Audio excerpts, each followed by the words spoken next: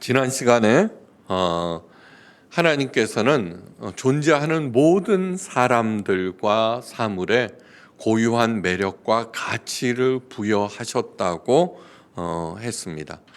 그 가치를 모를 때에 사람들은 그것을 잃게 마련이라는 말씀을 드렸습니다.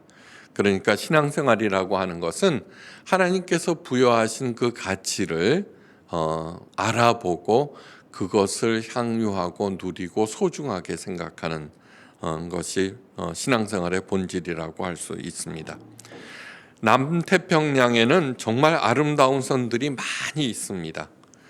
그 중에 한 섬에 가면은 사람들이 어떤 질문을 해도 이렇게 답합니다. 조니 링고에게 물어봐. 이 물고기는 어떻게 조리해야 맛있지라고 물으면은 조니 링고한테 물어봐라고 말하는 식입니다. 도대체 조니 링고가 누구이기에 그에게 물어보라는 것일까? 그 섬에서는 결혼할 때 신랑이 신부가 될 여자 집에 암소 한 마리를 가져다 줍니다. 신부를 데려가는 값입니다. 만약에 암소 5마리를 지불했다고 하면 대단한 여자를 아내로 맞이했다는 뜻입니다. 그런데 조니 링고는 아내를 위한 지참금으로 암소 8마리나 지불하였습니다. 그런데 신부 마리타는 오히려 볼품없는 여자였습니다. 깡 말랐고 구부정한 자세로 고개를 푹 숙인 채 다녔고 자신의 그림자에도 깜짝깜짝 놀라는 심약하기 짝이 없는 그런 여자였습니다. 그런데 이제 밝고 약삭 빠르기가 최고인 조니 링고가 그런 여자 값으로 암소 8마리나 내놓은 것입니다. 사람들은 그의 어리석음을 놀려대었습니다. 그런데 그게 아니었습니다. 몇 년 후 사람 앞에 나타난 마리타는 암소 8마리 이상을 주고도 절대로 범접하지 못하는 매혹적이고 너무나 기품 있는 여자로 바뀌어 있었습니다. 더욱이 그녀는 뛰어난 지혜를 발휘해서 조니 링고를 그 섬에서 최고의 분자로 만들어 주었습니다. 조니 링고는 마리타의 숨어있는 가치를 보았고 이 가치는 다른 사람들도 또 마리타 자신도 몰랐던 가치입니다. 마리타는 자신을 인정해주고 격려해주는 조니 링고에 감사하여 최고의 여인으로 그렇게 변모한 것입니다. 영어에 appreciate라는 말이 있습니다. 그 원래의 뜻은 가치를 알아보다라는 뜻입니다. 가치를 알아보다. 이 말은 감사하다는 뜻으로 사용됩니다. 사물이나 사람의 가치를 알아볼 때 감사하게 된다는 말입니다. 자기가 덕을 보아서 그 상대방의 가치를 알아보았습니다. 어프리시에이트 했습니다. 그러면은 그 득이 누구한테 오느냐 그러면 그 가치를 알아본 사람에게 온다는 것입니다. 인간이라는 말은 사람과 사람 사이의 관계를 말합니다. 살면서 수많은 관계를 맺는 것이 인생입니다. 그런데 누군가를 대할 때 가장 먼저 무슨 생각을 하게 됩니까? 상대방이 지닌 내면의 가치를 보기보다는 나를 위한 이용 가치를 따지고 그 사람으로부터 무엇을 얻어낼 수 있는지 무의식적으로라도 계산하게 됩니다. 이렇게 얘기합니다. 그 사람 마음에 들어, 내 마음에. 그러니까 내 기준에 합당하다는 것입니다. 그 사람이 가지고 있는 가치나 기준 이런 거는 상관없이 그저 내 기준에 맞는다는 얘기입니다. 사업 세계에서만 그런 것이 아닙니다. 친구 관계도 그렇고 많은 결혼도 그렇게 해서 이루어져서 많은 결혼들이 불행하게 되어버리는 경우가 그래서 많이 있습니다. 우리의 인생에 이와는 전혀 다르게 다가오시는 분이 계십니다. 그분은 중심을 꿰뚫는 통찰력으로 하찮은 내 내면의 진실과 나도 잘 모르는 나의 가능성과 가치에 깊은 관심을 갖고 계십니다. 예. 나와 나의 잠재적 가치를 너무너무 소중하게 여겨서 소 8마리가 아니라 자신의 목숨까지 내놓으면서 시원찮은 나를 사주시는 분, 바로 예수님이십니다. 예. 예수님께서 내 죄값을 치르기 위해서 십자가에 달려 돌아가셨다라는 그러한 말을 상투적으로 하도 들어갖고 그런 거야 라고 생각하신다면은 예수님의 가치를 모르는 것이고, 모르는 것이고, 그분을 통해서 내게 오는 은혜와 복을 나는 향유할 수 없다는 뜻이기도 합니다. 예수님은 진정으로 누구보다도 나를 어프리시에이트 하셨습니다. 이 산상수훈, 지금 길게 구절마다 자세하게 가르쳐 드리죠. 이 산상수훈 자체가 나의 숨겨진 가치와 매력을 발견하게 하고 그것을 최대화시켜서 나를 존귀한 하나님의 자랑스러운 자녀로 만드는 그런 가르침입니다. 예수님의 가르침. 예수님의 가르침은 사람의 가르침이 아니라 하나님의 가르침입니다. 예수님은 절대로 제일 먼저 나를 이용의 대상으로 보지 않으십니다. 하나님은 스스로 존재하시기 때문에 우리 인간들의 충성과 헌신이 필요 없는 분입니다. 인간의 헌신과 충성이 필요했다면은 애당초 인간을 모두 말을 잘 듣는 일사불란하게 움직이는 로봇으로 만드셨겠죠. 이렇게 우리를 제각각 만드시고 자유의지를 절대로 주지 않으셨을 것입니다. 하나님은 우리를 태양만 바라보며 쫓아가는 해바라기로만 만들지 않으시고 저마다의 색과 모양과 향기를 가진 아름다운 꽃으로 만드셨습니다. 그렇게 하신 이유는 너무너무 자명합니다. 각자 가장 자기다운 꽃을 피우라는 것입니다. 잘못된 교회, 잘못된 시대일수록, 잘못된 정권일수록, 잘못된 나라일수록 국민들의 개성과 가치, 매력을 무시해버리고 일사불란하게 만들려고 한다는 것을 잊지 마시기 바랍니다. 20세기 예언자라고 불리는 마르틴 부버가 귀담아 들을 말을 하였습니다. 우리가 다른 사람을 위해서 할 수 있는 가장 위대한 일은 상대방의 가장 깊은 내면에 있는 가장 그다운 것의 가치가 무엇인지 알아보고 인정과 격려로 그것을 확장시켜주는 일이다. 인간으로서 해야 하는 가장 위대한 일은 내가 기준이 아니라 상대방이 가지고 있는 가치를 알아보고 발견하고 가장 그답게 살도록 격려하고 도와주는 일이다. 몇 년 전인가 타임지에서 새해마다 그 표를 만들거든요. 근데 그때 참 감명 깊었습니다. 지금까지는 가장 성공한 나였다면은 올해부터는 가장 나다운 나가 되는 것이다. 이 코로나 사태를 통해서 명심해야 될 것은 획일화된 거대한 그러한 것들로 조직을 만들어서 거기에 작은 부품으로 되어버린 전락한 각각의 개인들 아니요, 그것을 종식시키고 가장 자기다운 자신으로 이렇게 발전시키는, 그래서 B씨와 A씨로 나뉜다고 몇 번이나 말씀드렸습니다. 이제 하나님께서 열어주시는 새 시대의 주인공이 되기 위해서는 먼저 상대방이 가지고 있는 가치를 알아보려고 애를 쓰셔야 합니다. 그렇게 마음 먹을 때 자연히 있죠. 통찰력이 생기게 됩니다. 통찰력이.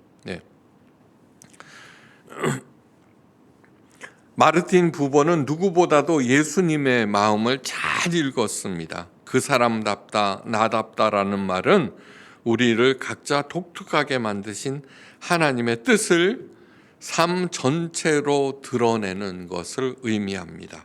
네. 그런데 사람들은 상대방을 그 사람답게 만들려고 하지 않습니다. 예.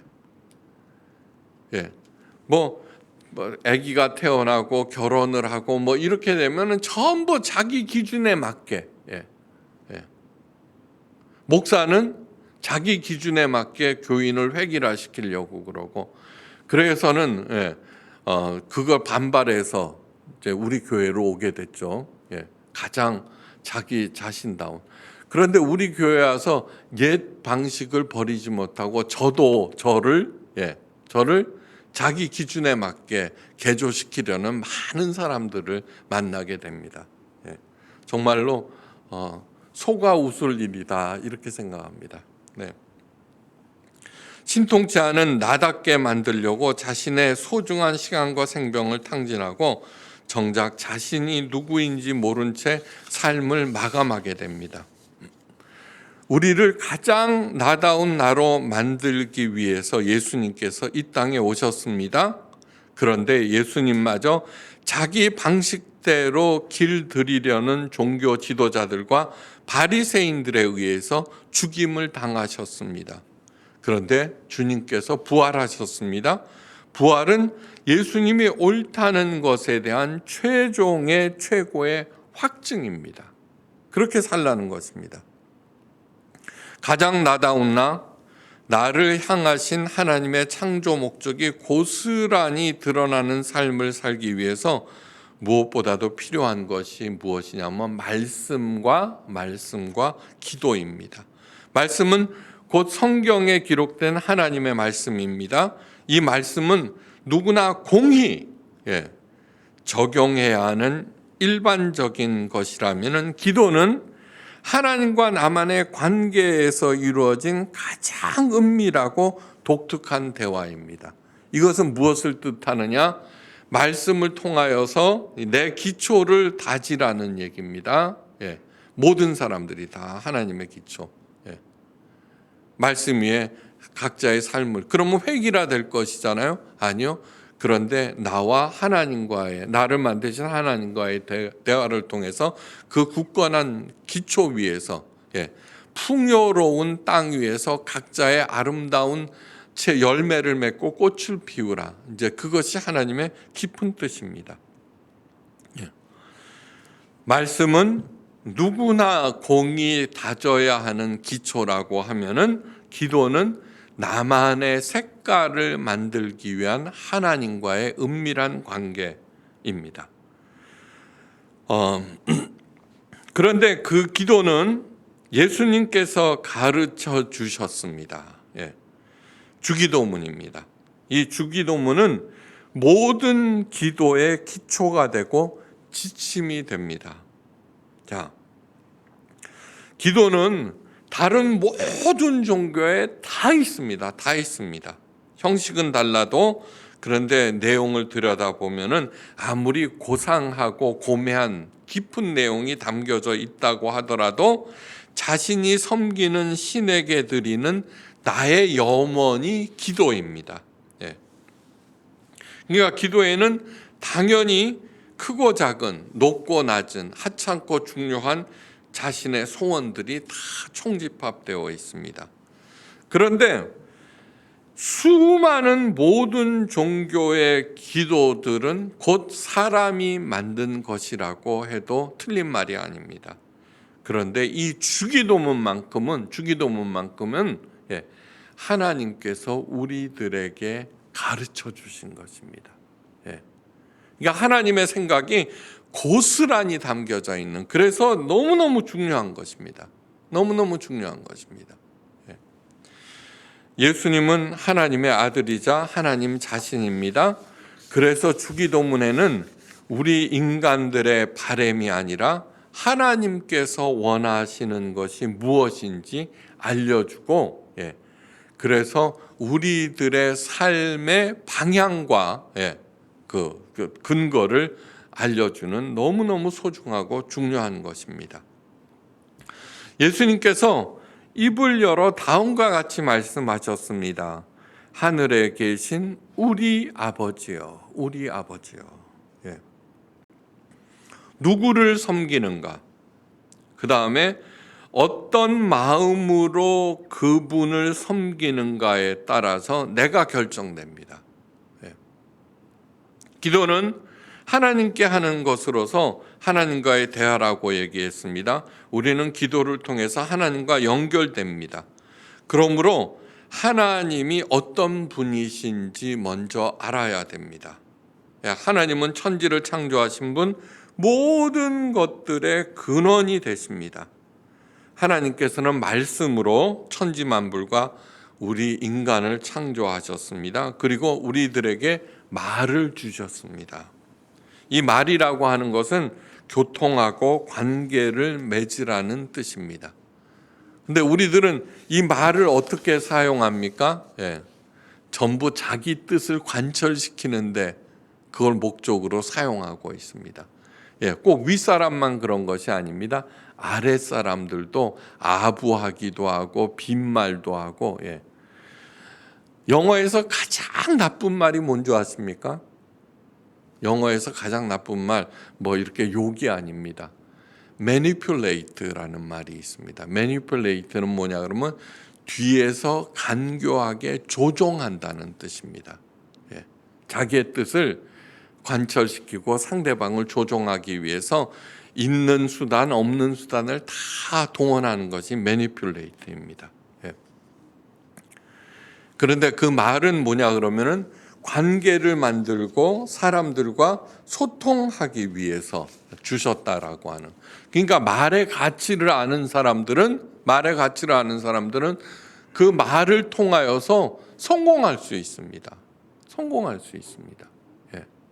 그러니까 오죽했으면 말 한마디로 천냥 빚을 갚는다고 그러죠. 그죠? 그 시원찮은 여자가 마리타가 그렇게 고귀한 존재가 된 것은 그 조니 링고의 대화를 통해서 그걸 통해서 격려받고 인정받고 자라나게 된 것이죠. 그러니까 오죽했으면은 원망과 지적 대신에 칭찬과 감사로 하나님의 만복을 누리세요라는 표를 올해도 사용하겠습니까? 하나님께 나는 그만큼 중요한 존재이기 때문입니다. 하나님은 나와의 관계를 가장 소중하게 생각하십니다.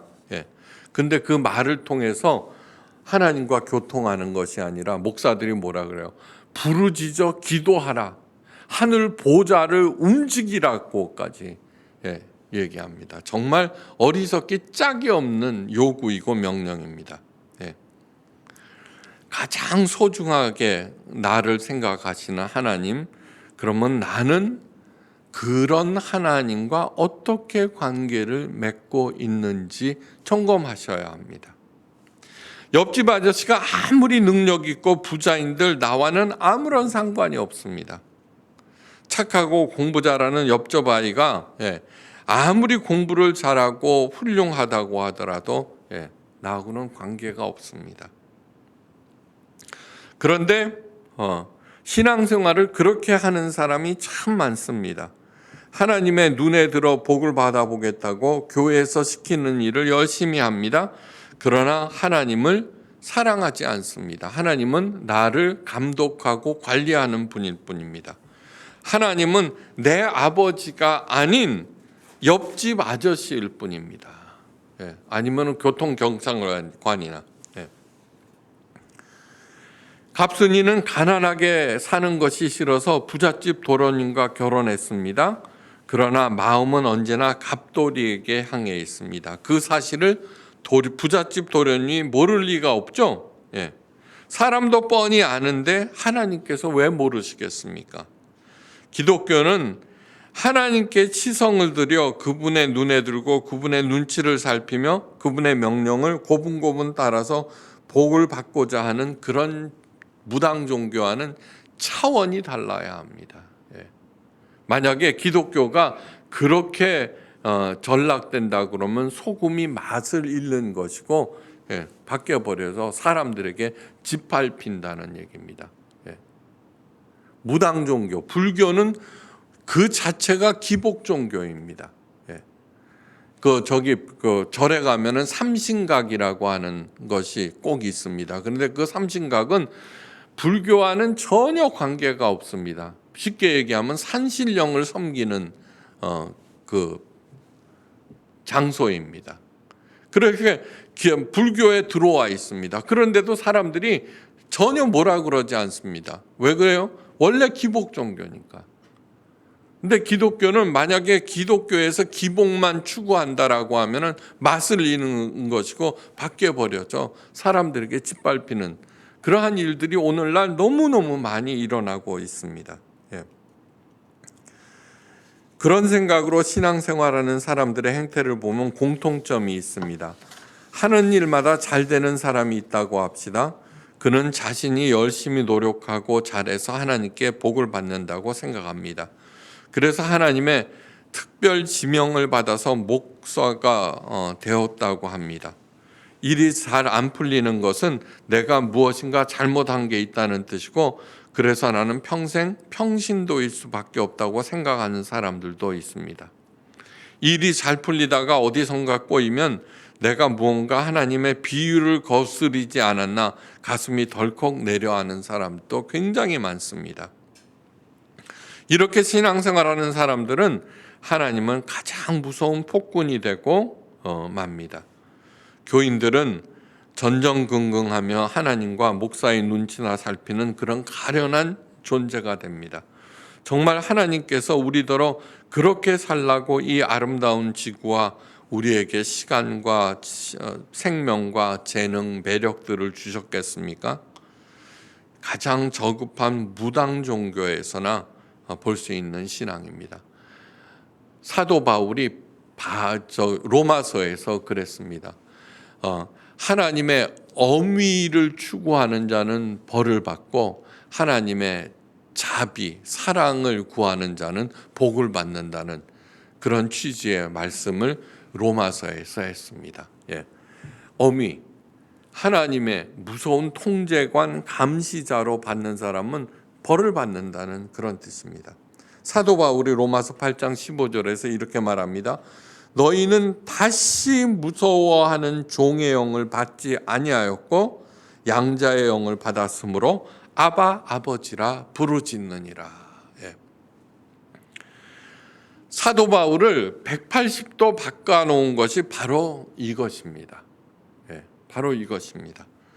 이스라엘 사람들은 430년간 이집트 파라오의 종이었습니다. 하나님께서 이집트 파라오를 10가지 재앙으로 굴복시키셨습니다. 이 10가지 재앙은 모두 이집트인들이 섬기는 신들이었습니다. 나일강, 개구리, 메뚜기, 태양 모두 등등 그들이 섬기는 신이었습니다. 그것을 여지없이 하나님의 권능으로 무너뜨리셨다는 얘기입니다. 이것은 무엇이냐 하면은 너희들이 무엇을 섬기느냐. 반드시 그것에 의해서 너희들도 무너진다는 것을 얘기합니다. 제가 늘 얘기하죠. 우상은 하나님보다도 중요한 모든 것이 우상이 됩니다.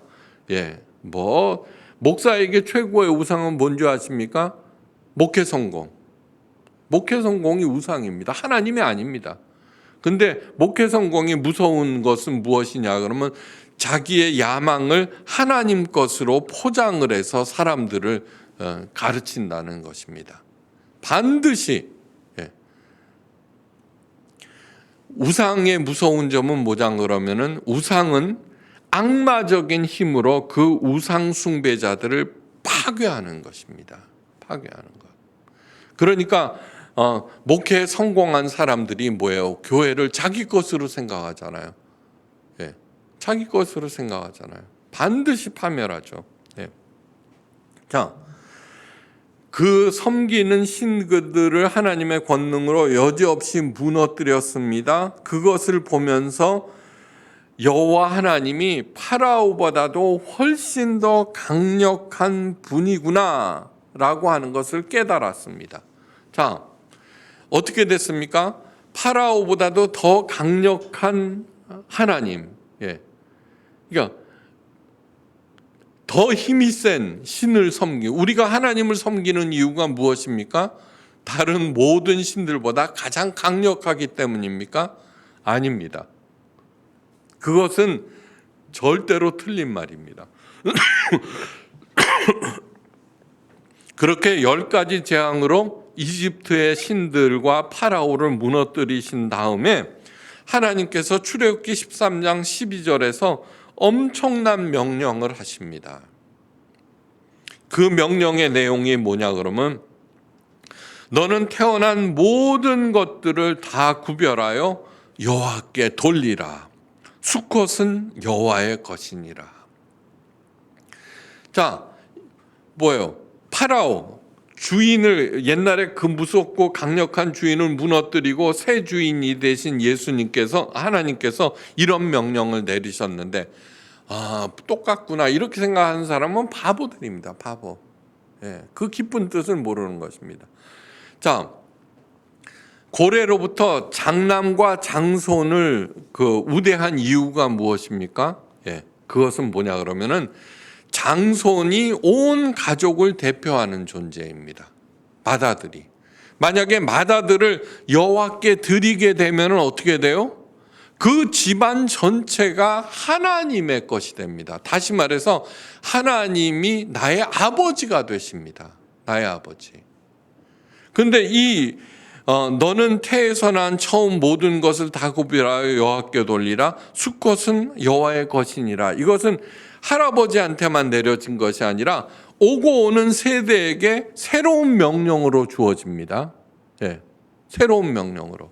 그러면 어떻게 돼요? 그 집안이 몽땅 다 하나님의 집안이 되고 하나님이 나의 아버지가 되십니다. 나의 아버지. 폭군에서 자상한 아버지. 그런데 이스라엘 백성들의 최고의 실수가 뭐였냐 그러면은 여호와 하나님을 자기의 아버지로 생각하지 못했다는 것입니다. 예수님께서 십자가에 돌아가신 이유가 무엇인 줄 아십니까? 아바 아버지라 불렀기 때문입니다. 아바가라는 뜻은 뭐냐? 아빠라는 뜻입니다. 아빠. 그것이 신성 모독이 되었고 그 다음에 신성 모독죄로 예수님을 십자가에 매답니다. 유대인들과 종교 지도자들과 바리새인들은 하나님을 너무나 두려워한 나머지 감히 그분의 이름을 입에 담지 못했습니다. 성경을 읽다가 하나님의 이름이 나오면 그 이름을 차마 직접 읽지 못하고 아도나이라고 불렀습니다. 아도나이. 그 말은 주님이라는 뜻입니다. 자, 히브리어 글자는 모두 다 자음만 있습니다. 자음. 희한한 문자죠. 그죠? 자음만 있습니다. 그래갖고는 우리는 하나님의 이름을 여호와 여호와라고 부르죠. 그죠? 여호와 여호와라고 부르는데 여호와가 틀린 말입니다. 야훼입니다. 여호와라는 말은 어떻게 나온 것이냐 그러면은 하나님의 이름이 자음으로 돼 있죠.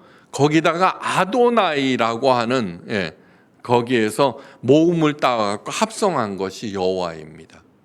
그러니까 하도 아버지 하나님을 무서워한 나머지 정작 하나님의 이름을 잃어버린 것입니다. 상실해버린 것입니다. 그런데 왜 야훼가 맞느냐? 야훼가 맞느냐 하면은 고대 유물 중에 석판들이 많잖아요. 이스라엘 백성들이 쓴 것이 아닌 그 석판을 연구해 보니까 저기 남쪽에 유대 땅에 가면은 이스라엘 백성이 있는데 그들이 섬기는 신의 이름은 야훼니라 이런 구절이 나와요.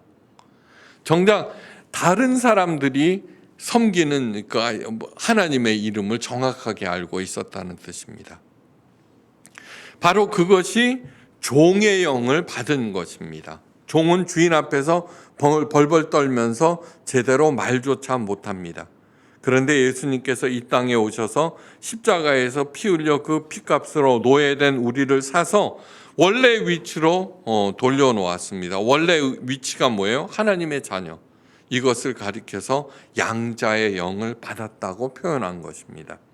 아바 아버지에게, 아바라는 아빠를 말합니다.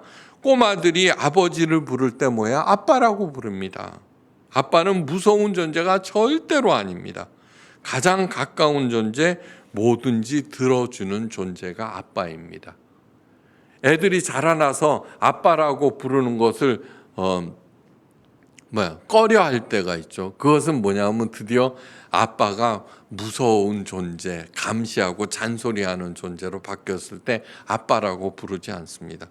그런데 우리 애들은 마흔이 가까워지는데 가끔씩 아빠라고 불러서 제 마음을 흐뭇하게 합니다. 네. 이 우주 만물을 만드신 창조주 하나님, 그 엄청난 하나님이 나의 아빠가 되셨습니다. 나의 아빠가. 예. 나의 아버지가 되셔야 합니다. 예. 누가 천국에 들어갈까요? 착한 사람, 전도 많이 하고 봉사 많이 하고 헌금 많이 한 사람? 아닙니다. 천국은 열심히 신앙생활에 한 대가로 들어가는 것이 아닙니다. 만약에 하나님이 무서운 감시자, 그런 심판관이라고 하면은 그 무서운 사람이랑 뭐 하려고 영원히 살아야 돼요? 안 가고 말지. 부모님들이 둘이서만 여행 간대. 그때 막 나도 갈래 쫓아가는, 막 울고 떼쓰는 거는 뭐예요? 아빠라고 부르는 애들만 그렇습니다. 엄마 아빠가 두 분 여행 간다 그러면은 컸으면은 만세합니다. 왜요? 감시자가 없어졌다는 뜻이죠. 하나님을 절대로 감시관, 통제관으로 생각하지 않으시길, 하나님의 사랑에 집중하시기를 주님의 이름으로 축원합니다. 나의 아버지가 되었을 때 비로소 하나님께서 만물에 숨겨놓으신 복과 은혜를 보게 되고 그것을 누리고 향유하고 나눌 수 있는 존재가 됩니다.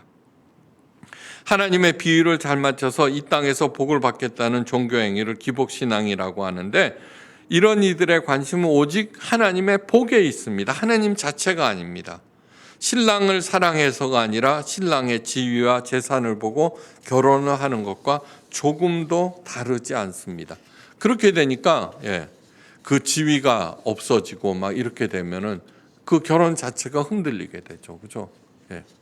그러니까 그 사랑하는 사람에게 있어서 가장 소중한 것은 그 사람 자체라는 것을 잊어서는 안 됩니다. 하나님, 하늘에 계신 우리 아버지. 하늘이라고 하는 것은 뭐예요? 나와 멀리 있다는 것이 아닙니다. 하늘이 어디입니까? 여기도 하늘입니다. 땅하고 떨어지자마자 하늘입니다. 온 세상에 충만하신 하나님, 그런 하나님이 여러분 한 사람 한 사람의 가장 소중한 아빠가 되셔서 하나님께서 시와 때를 쫓아서 주시는 그 풍성한 사랑과 은혜를 누리고 베푸셔서 이 땅에서 잘 살다가 사랑하는 하나님께서 부르실 때 한 걸음으로 달려가는 우리 모두가 되시기를 주의 이름으로 간절히 축원합니다. 기도하십니다. 하나님, 우리로 하여금 하나님을 세상에 둘도 없는 존재로 사랑하게 하시고, 그리하여서 온 만물에 숨겨놓으신 은혜와 복을 누리며 베풀며 사는 당당한 하나님의 자녀들 되게 하옵소서.